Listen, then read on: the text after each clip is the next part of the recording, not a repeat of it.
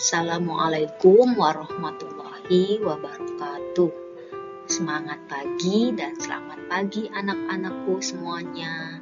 Apa kabar kalian hari ini? Semoga kalian semua sehat selalu.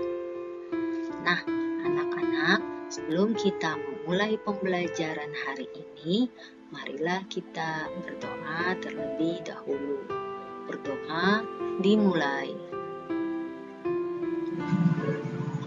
Berdoa selesai. Hari ini kita masih belajar tema 3, tokoh dan penemuan. Subtema 1, penemu yang mengubah dunia. Pembelajaran 4. Tujuan pembelajaran kita kali ini, setelah membaca teks, siswa mampu menyebutkan informasi penting dari teks eksplanasi yang dibaca tentang penemu yang mengubah dunia dengan sistematis. 2. Setelah membaca teks, siswa mampu mempresentasikan informasi penting dari teks eksplanasi yang dibaca tentang penemu yang mengubah dunia dengan peta pikiran dengan sistematis. 3. Setelah berdiskusi, siswa mampu mengidentifikasi contoh manfaat hak dalam kehidupan sehari-hari dengan benar. 4. Setelah berdiskusi, siswa mampu menjelaskan pentingnya bertanggung jawab atas hak yang didapat secara rinci.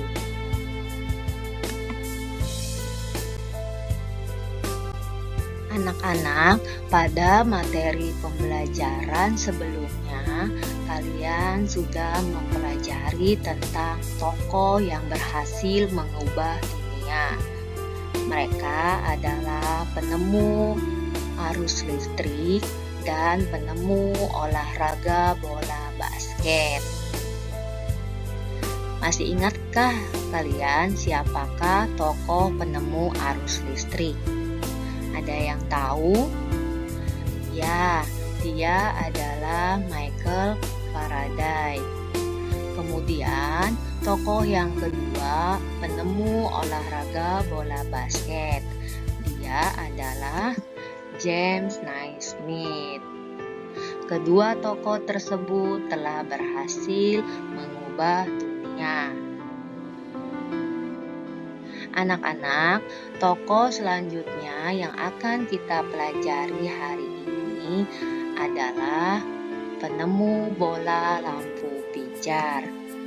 Tahukah kamu siapa penemu bola lampu pijar? Bagaimana ia menemukannya? Sikap apa yang harus kita contoh darinya? Thomas Alva Edison, sang penemu bola lampu pijar. Pernahkah terbayang olehmu hidup tanpa penerangan? Setelah matahari terbenam, tentu akan sulit melakukan kegiatan di luar rumah karena lingkungan yang gelap gulita. Kegiatan di dalam rumah mungkin juga terbatas. Thomas Alva Edison lahir di Milan, Ohio pada tanggal 11 Februari 1847. Ia tidak pernah menyelesaikan pendidikan resmi di sekolah. Ia hanya sempat bersekolah selama 3 bulan. Edison diajar oleh ibunya di rumah. Di usia 11 tahun, Edison sudah dapat membuat telegraf sederhana. Di usia 12 tahun, ia memanfaatkan waktu luangnya untuk membaca literatur dan melakukan berbagai percobaan. Pada tahun 1861, ia dapat mencetak koran. Koran terbitannya, Weekly Herald, laris terjual. Ia melihat dunia butuh penerangan. Ia menghabiskan waktu selama 2 tahun serta dana yang cukup besar untuk mengembangkan penemuan.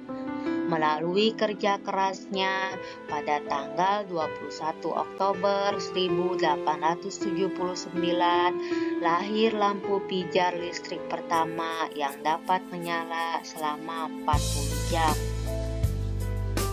Kegigihan Thomas Alva Edison memberikan hal baru bagi dunia.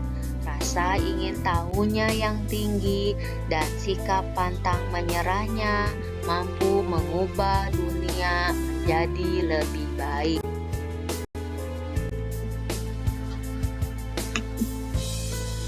Nah, anak-anak, pada teks tersebut marilah kita identifikasi informasi berdasarkan grafik berikut ini.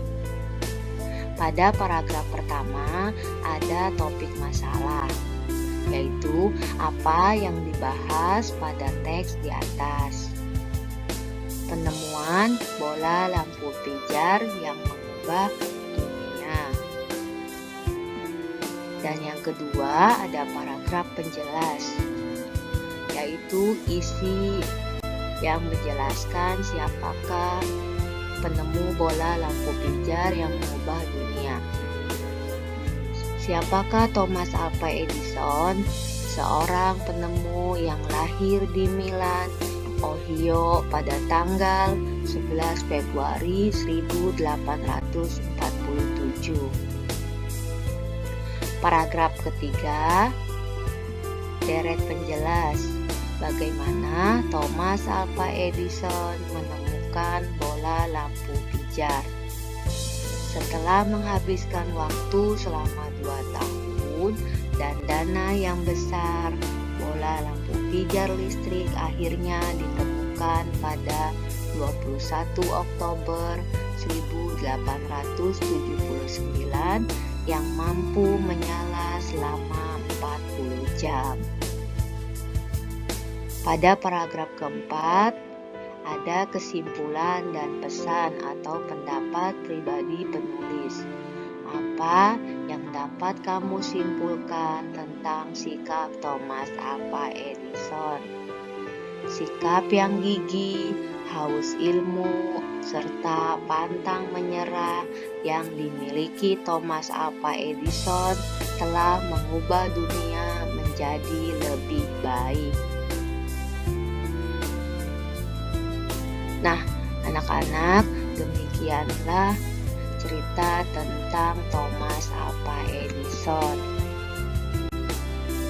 Dengan ditemukannya lampu pijar, maka kita dapat melakukan kegiatan di malam hari, seperti halnya yang dilakukan oleh Siti dan adiknya. Lampu belajar dari ayah. Setiap hari pukul 19 sampai pukul 20, Siti dan adiknya selalu belajar. Mereka belajar dengan menggunakan lampu belajar. Lampu belajar itu adalah hadiah dari ayah 6 bulan yang lalu. Ayah memberikan lampu belajar kepada Siti dan adiknya supaya mereka giat belajar. Siti selalu menjaga lampu belajar miliknya. Ia mematikan ketika sudah selesai digunakan. Ia juga membersihkannya jika kotor. Sampai saat ini, lampu belajar Siti masih dapat digunakan dengan baik. Siti terlihat nyaman saat belajar.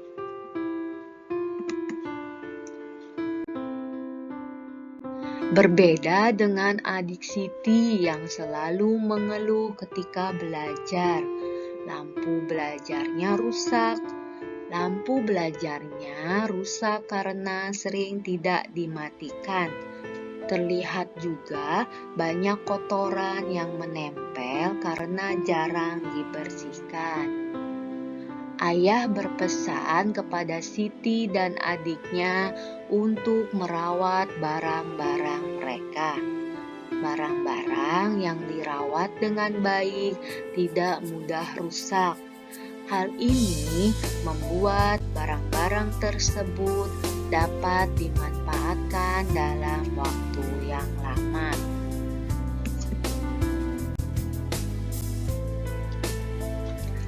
Nah, pada teks tersebut, Ibu mempunyai beberapa pertanyaan. Yang pertama, apakah hak yang didapatkan oleh Siti?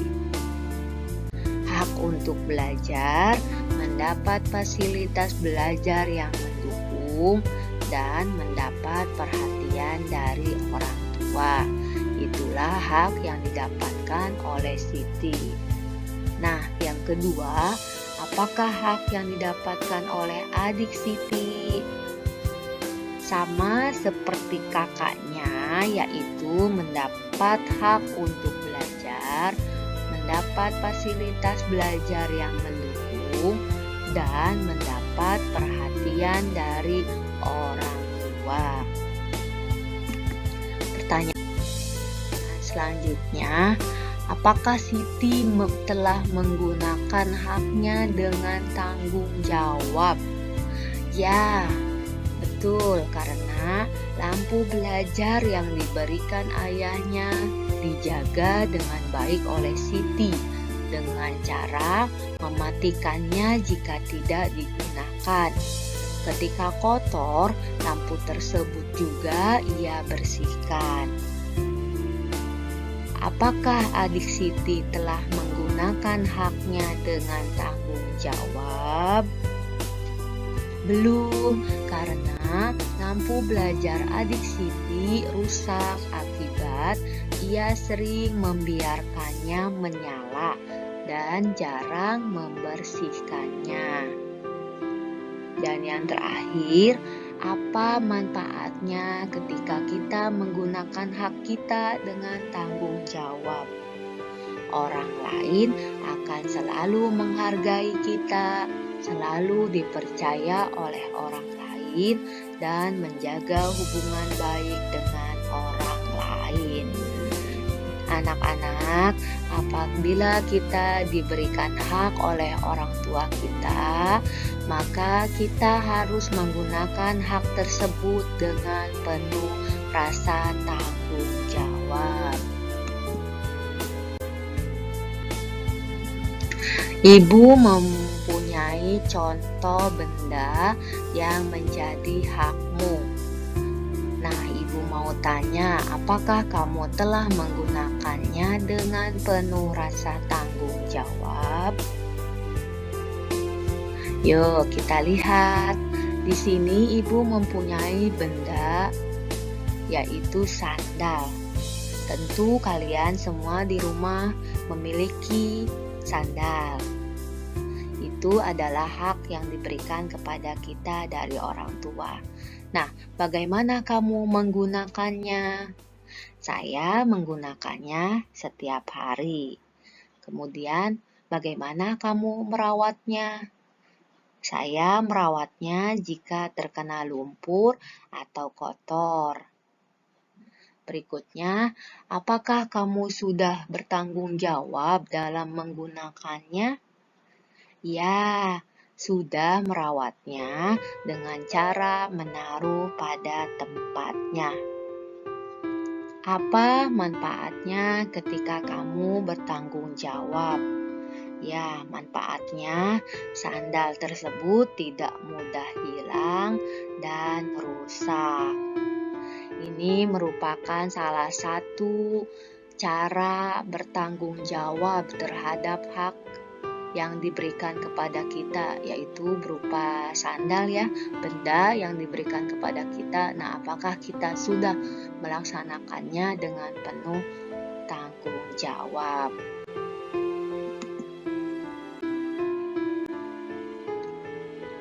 Orang tua kita telah memberikan hak kepada kita untuk menggunakan barang-barang seperti sepatu, sepeda, dan lain-lain.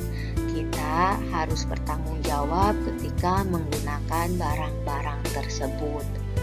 Menggunakan dengan hati-hati, menyimpan ketika sudah digunakan, dan merawatnya adalah contoh bentuk tanggung jawab.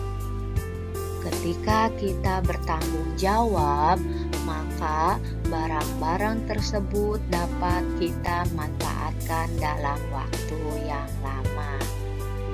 Ayo anak-anak, marilah kita bertanggung jawab terhadap hak yang sudah orang tua berikan kepada kita. Sekian pembelajaran hari ini.